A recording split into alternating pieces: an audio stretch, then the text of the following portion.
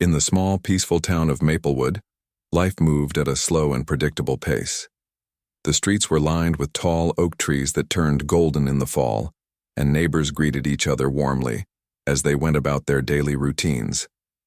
Among them lived Sarah Johnson, a kind-hearted woman who worked part-time at the local bakery while raising her spirited 8-year-old son, Ethan. Ethan was the light of Sarah's life, curious, funny, and full of energy. He loved playing soccer, drawing pictures, and asking endless questions about how things worked. To Sarah, he wasn't just her child, he was her entire world. Every morning followed the same rhythm. Sarah would wake up early to prepare breakfast, making sure Ethan ate something healthy before heading off to school. On this particular autumn day, the air was crisp, and the sky was a brilliant shade of blue. As Ethan wolfed down his pancakes, Sarah reminded him to bring his lunchbox and jacket, knowing how forgetful he could be. "Mom, I'm not a baby anymore," Ethan protested with a grin, but he obediently grabbed everything she handed him.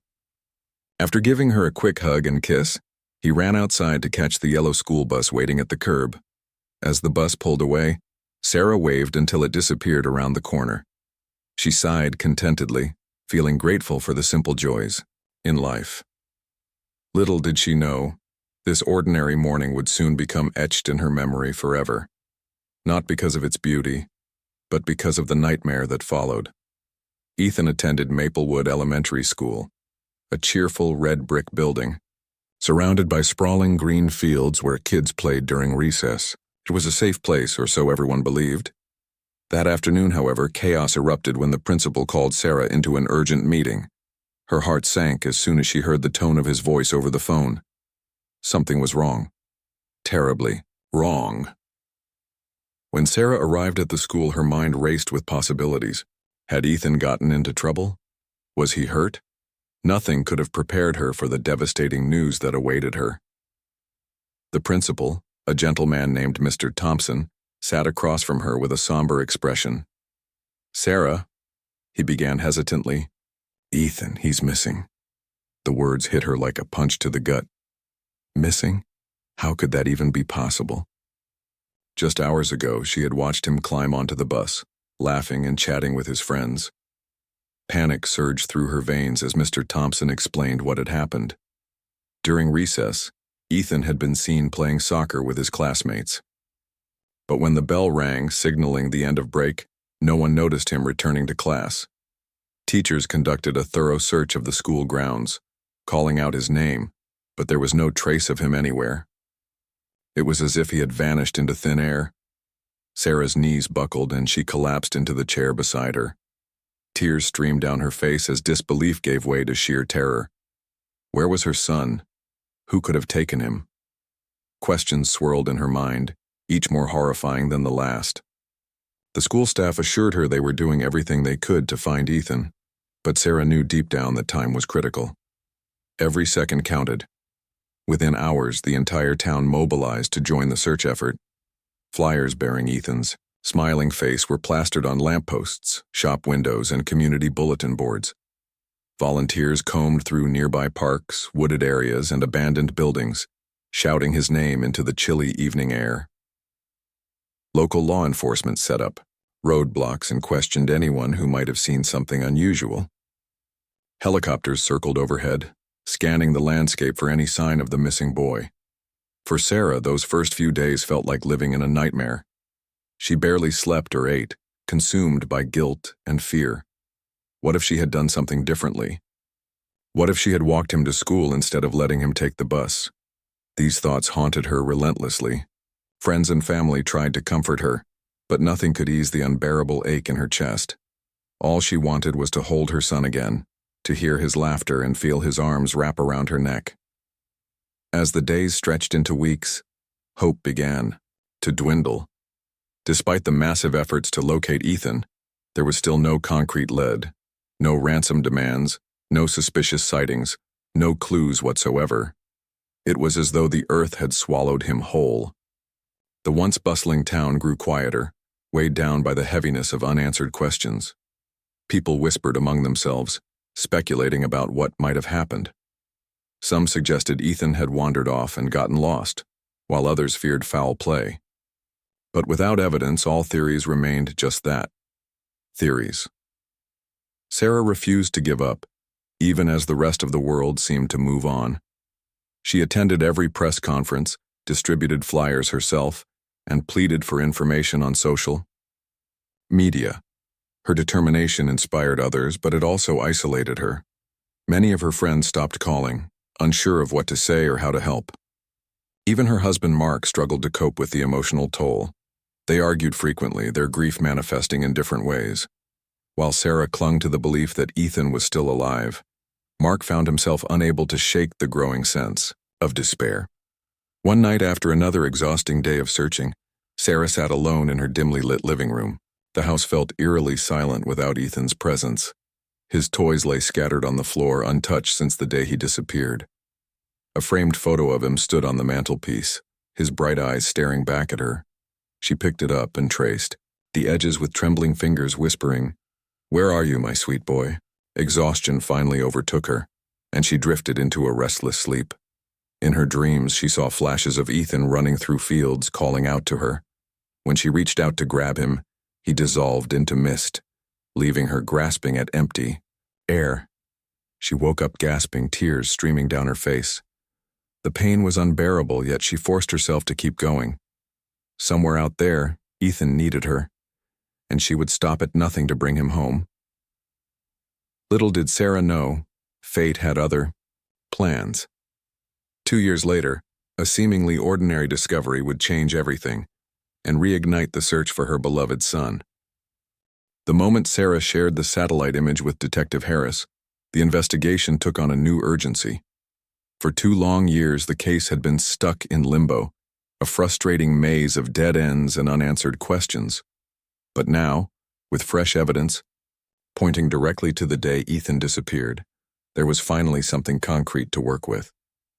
The grainy figure standing near the soccer field wasn't just a random detail.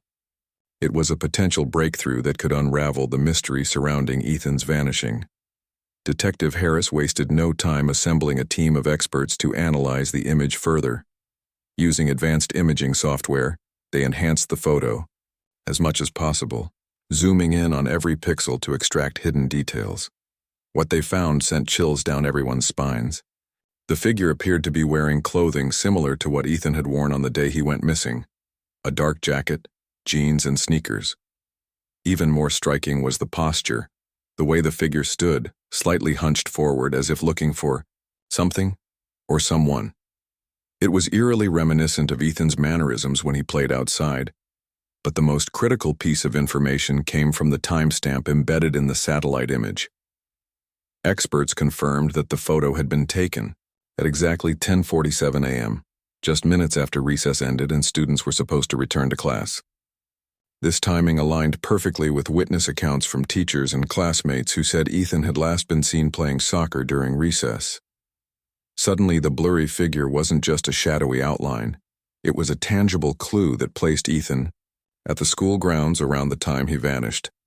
Sarah sat through countless meetings with Detective Harris and his team, her emotions swinging between hope and dread. On one hand, she felt a surge of relief knowing that Ethan might have been alive and visible in that image. On the other hand, the realization that someone, or something, had likely taken him shortly afterward filled her with terror. Who could have done this? And why would anyone target an innocent child? To narrow down possibilities, the investigators revisited the area where the figure had been spotted. Over the past 2 years, the soccer field had undergone significant changes.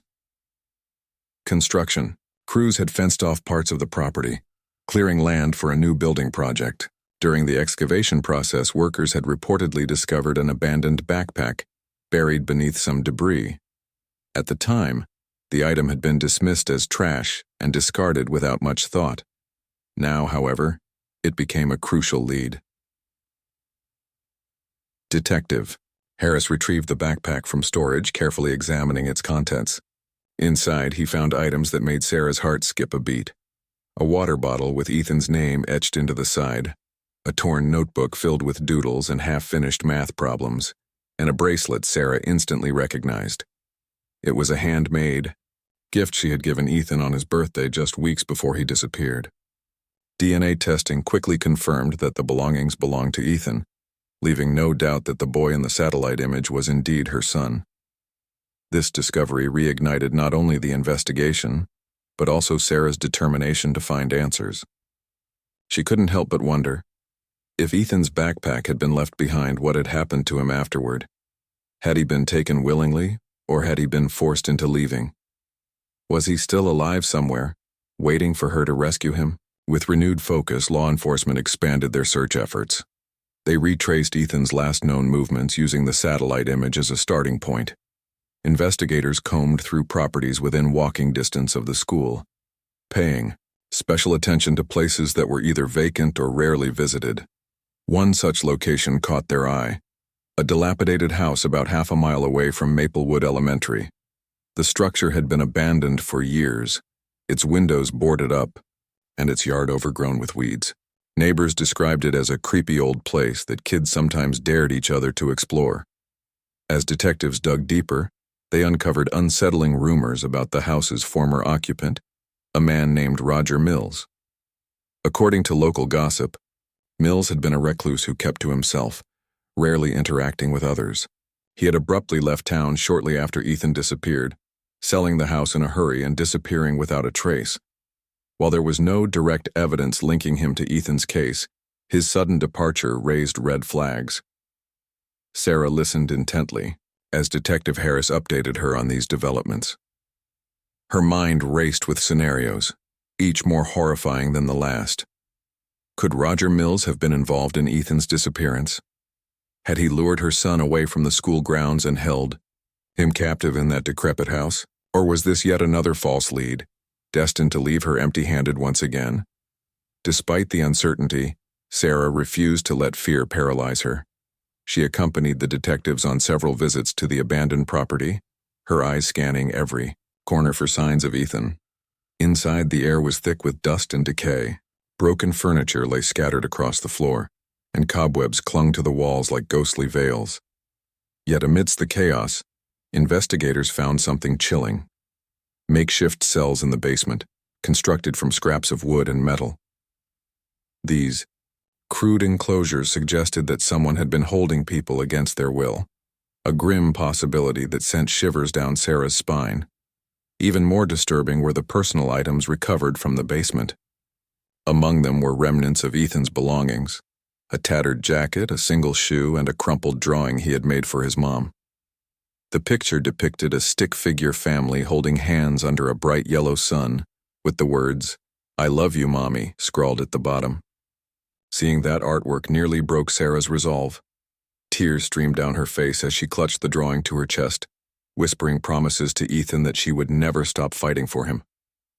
Armed with this new evidence, law enforcement launched a nationwide manhunt for Roger Mills.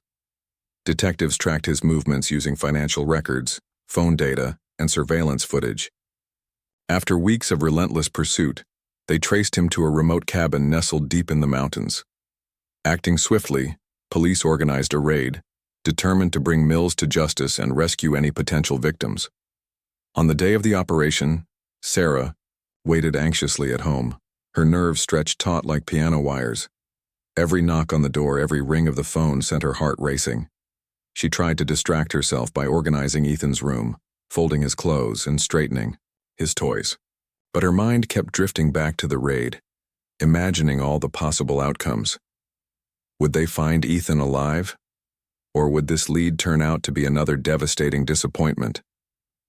Hours passed like days, until finally, late in the evening, Detective Harris called.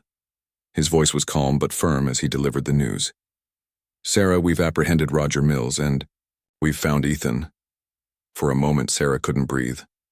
Her vision blurred as tears flooded her eyes. Then reality sank in. Ethan was alive. Against all odds, her son had survived. Without thinking, she dropped the phone and ran outside, screaming his name into the night sky.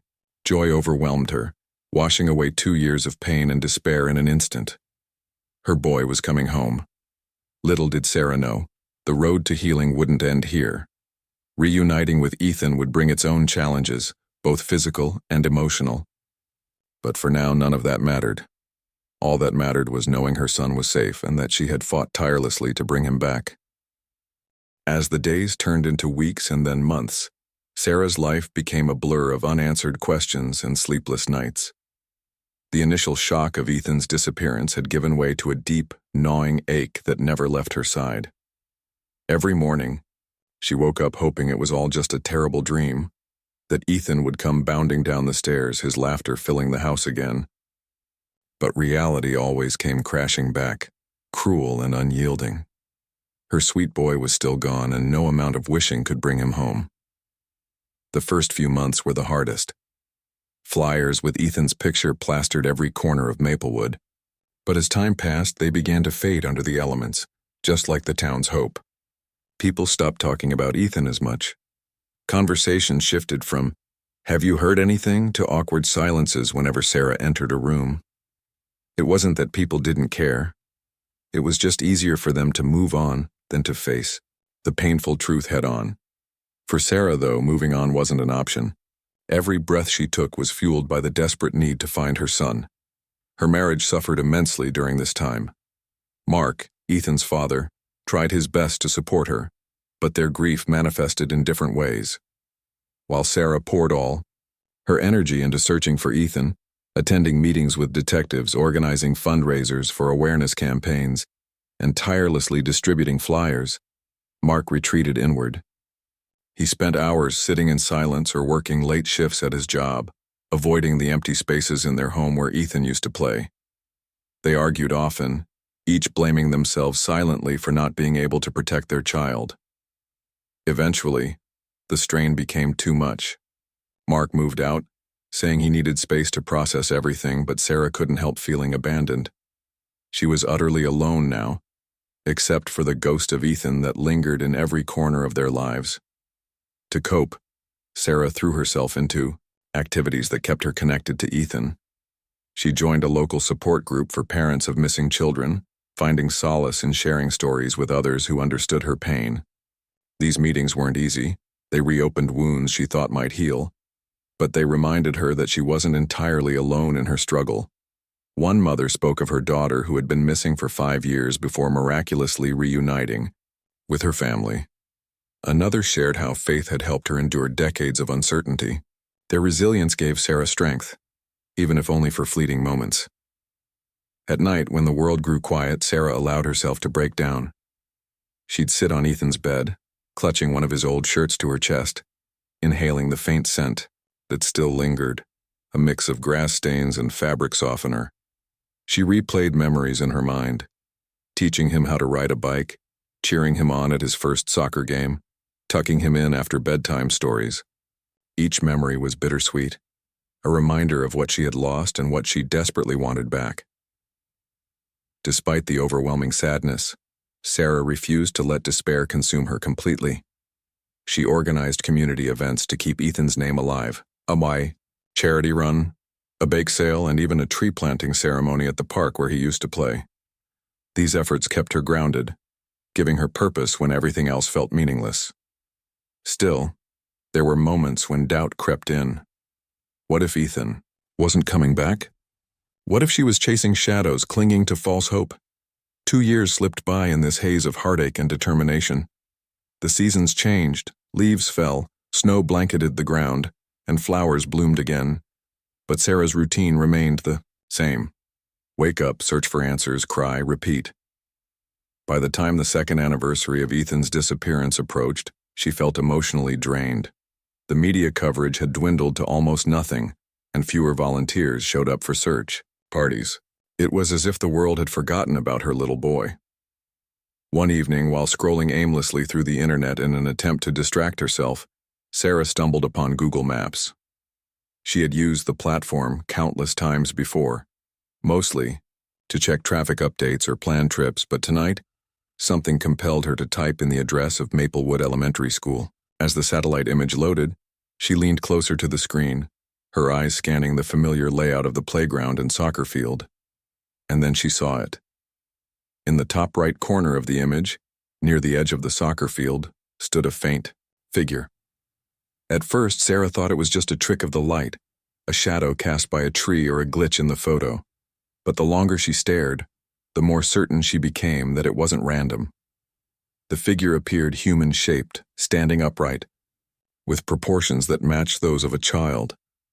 Her heart began to race as she zoomed in, trying to make out details. The resolution wasn't perfect, the image was grainy and pixelated, but the posture looked eerily familiar. Could it really be Ethan? Sarah's hands trembled as she saved the screenshot and enlarged it further. She noticed the clothing, a dark jacket and pants which resembled the outfit Ethan had been wearing the day he disappeared. Her mind raced with possibilities. Was this proof that he had been there that day? Had someone taken him right after this photo was captured? Or was she imagining things, grasping at straws because she so desperately wanted to believe her son was still alive? Unable to contain her excitement or her fear, Sarah reached out to Detective Harris, who had been leading Ethan's case since the beginning. Over the years, he had become somewhat of a confidant to Sarah, always listening, patiently and offering reassurance when leads dried up. When she sent him the screenshot, explaining what she thought she had found, he promised to look into it immediately. Detective Harris wasted no time. He contacted experts who specialized in analyzing satellite imagery, asking them to examine the timestamp and location data embedded in the photo.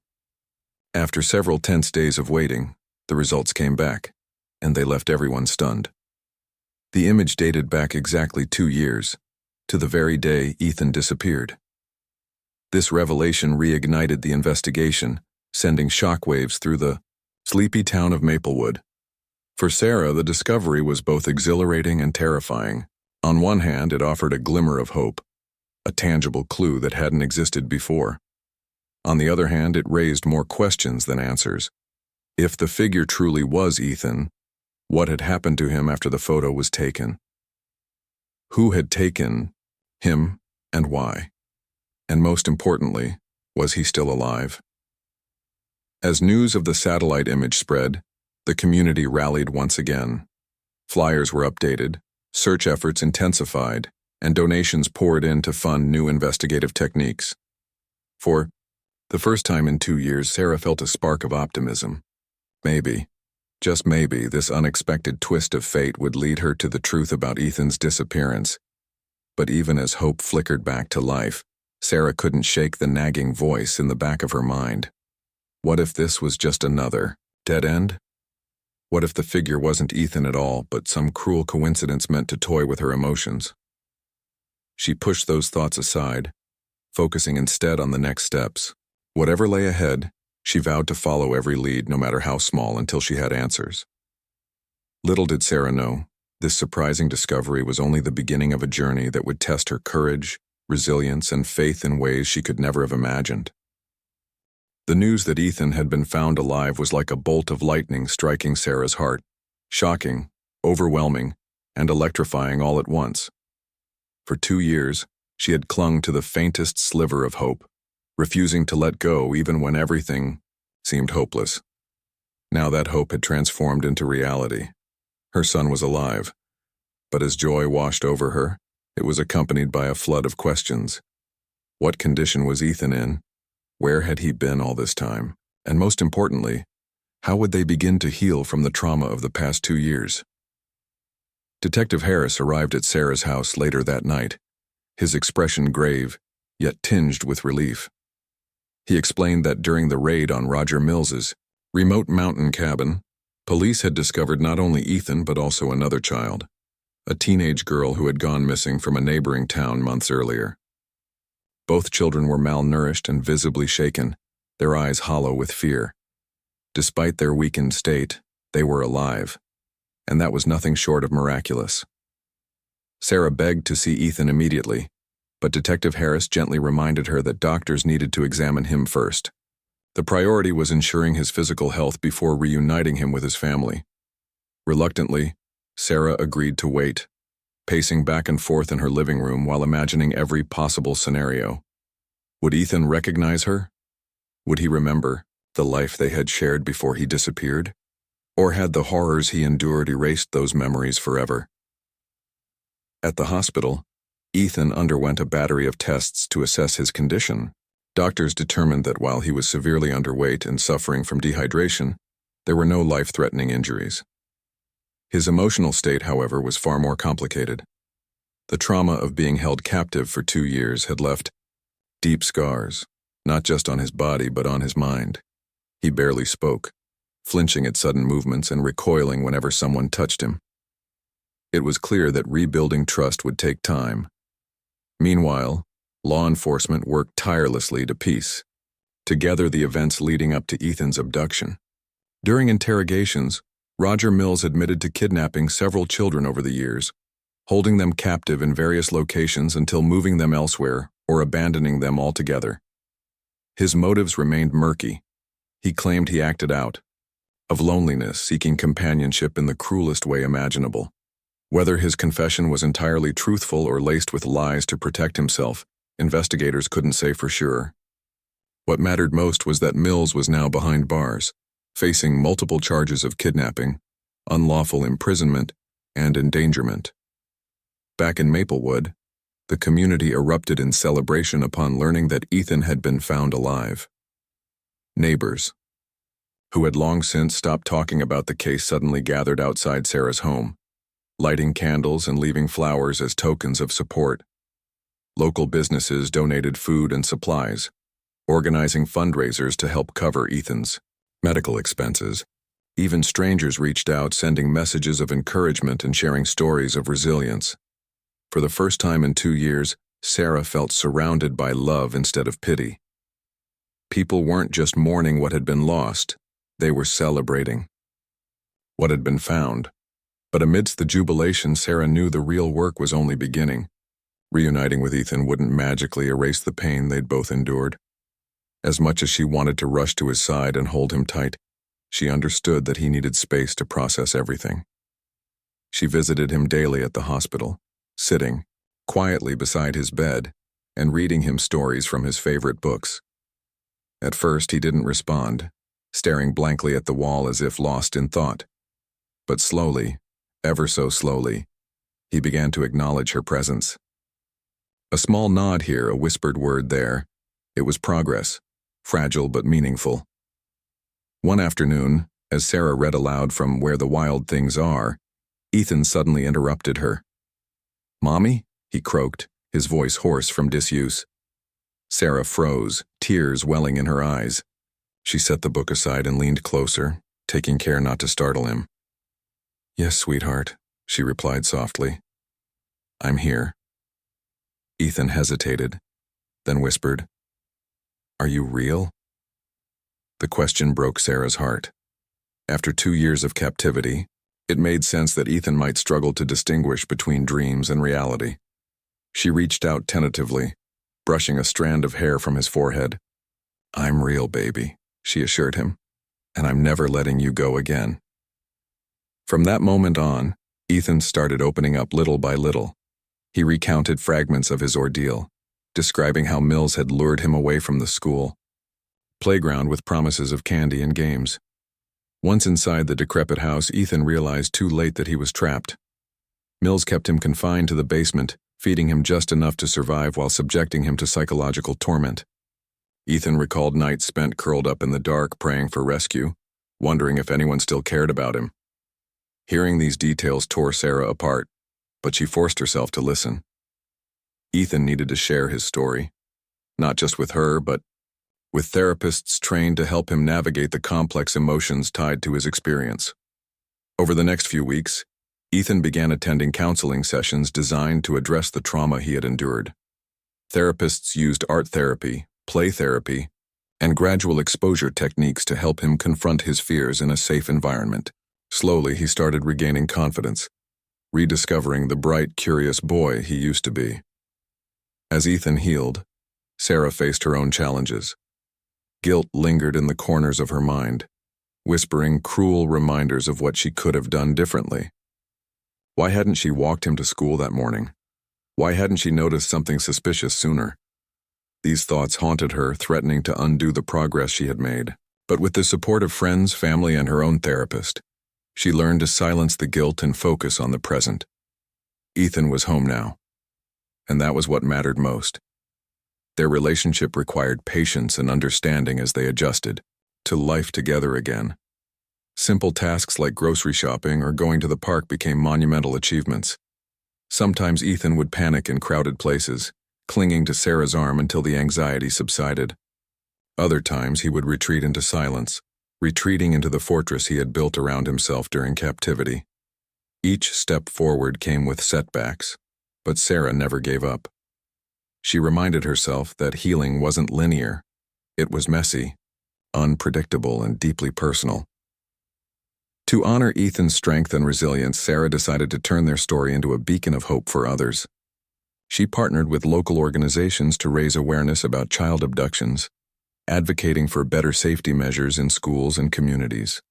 She also launched a campaign encouraging parents to use technology like Google Maps as tools for solving cold cases, crediting the platform with helping locate Ethan. Her efforts inspired countless families across the country, proving that even in the darkest moments, perseverance could lead to light. Over time, Ethan grew stronger, not just physically but emotionally.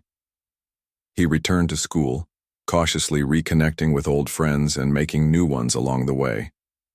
Soccer practice became a source of joy once again, the familiar rhythm of kicking a ball across the field grounding him in the present.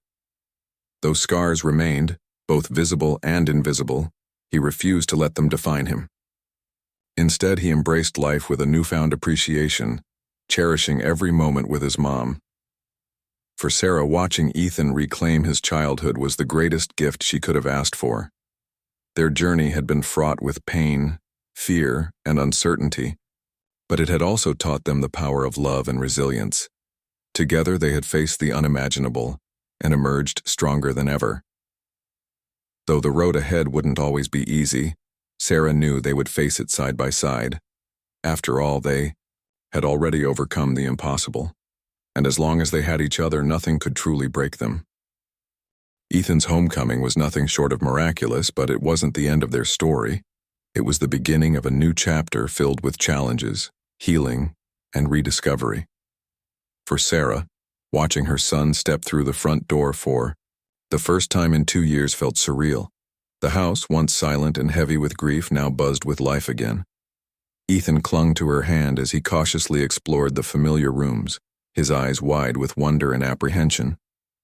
Every corner seemed both comforting and strange to him, like revisiting a dream he thought he'd forgotten. The days that followed were a delicate dance of rebuilding trust and creating a sense of normalcy.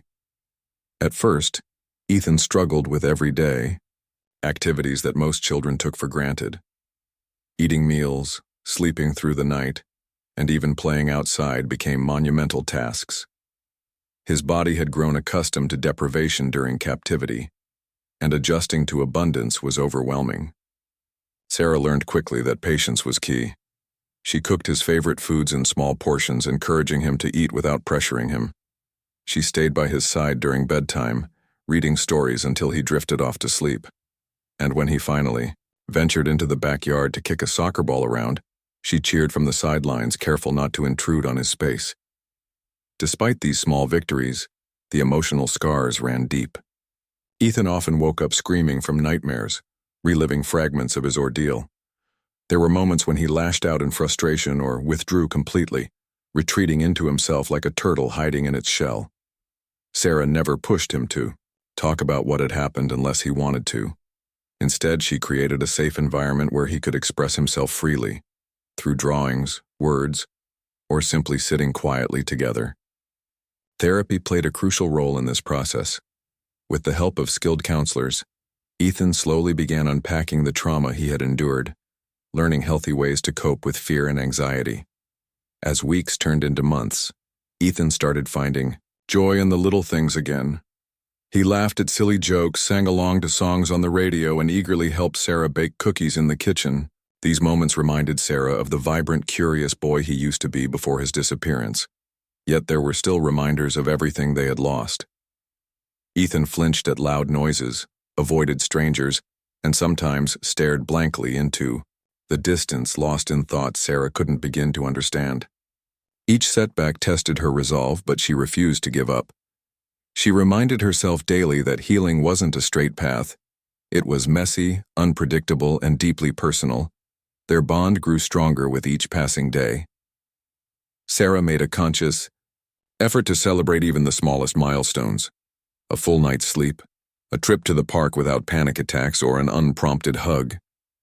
These tiny triumphs became symbols of hope, proof that they were moving forward together. Ethan, too, showed remarkable resilience. He threw himself into schoolwork, determined to catch up after missing 2 years of education. Teachers marveled at his progress, praising his determination and creativity. Friends welcomed him back warmly, inviting him to birthday parties and playdates. Though social interactions sometimes overwhelmed him, Ethan embraced them with courage, knowing how much they meant to his mom.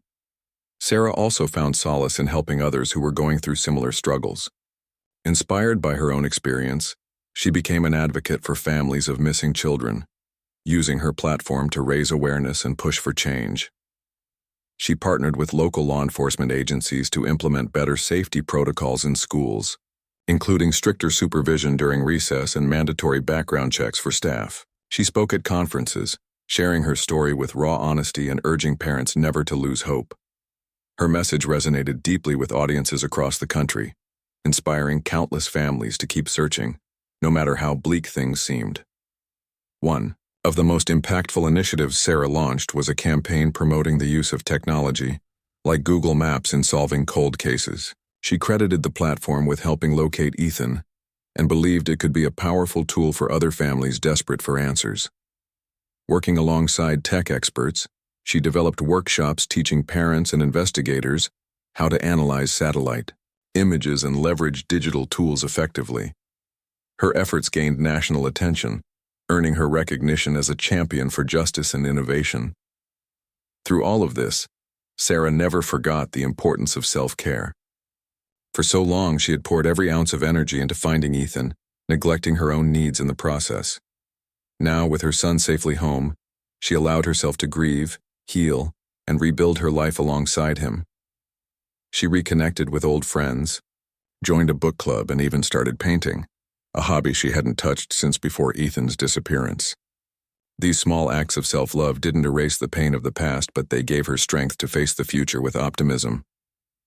Mark, Ethan's father, eventually returned to their lives, albeit cautiously. Their marriage had been fractured by grief and differing coping mechanisms, but the shared goal of supporting Ethan brought them closer together. They attended family counseling sessions, learning to communicate openly and address unresolved issues. While reconciliation wasn't immediate or easy, they found common ground in their love for their son. Slowly, the pieces of their broken family began to fit back together, forming a new picture, one marked by resilience and unity. By the 1-year anniversary of Ethan's rescue, the Johnson household had transformed. Laughter echoed through the halls once more, and the air felt lighter, freer. Ethan blossomed into a confident, compassionate young boy, eager to embrace life despite its hardships. He excelled in school, made new friends, and discovered a passion for storytelling, writing imaginative tales about bravery and adventure. Sarah watched him with pride, marveling at how far they had come since that fateful day 2 years earlier. On the anniversary, Sarah organized a small gathering to celebrate Ethan's journey. Friends, neighbors, and members of the community came, bearing gifts, cards, and heartfelt messages of support.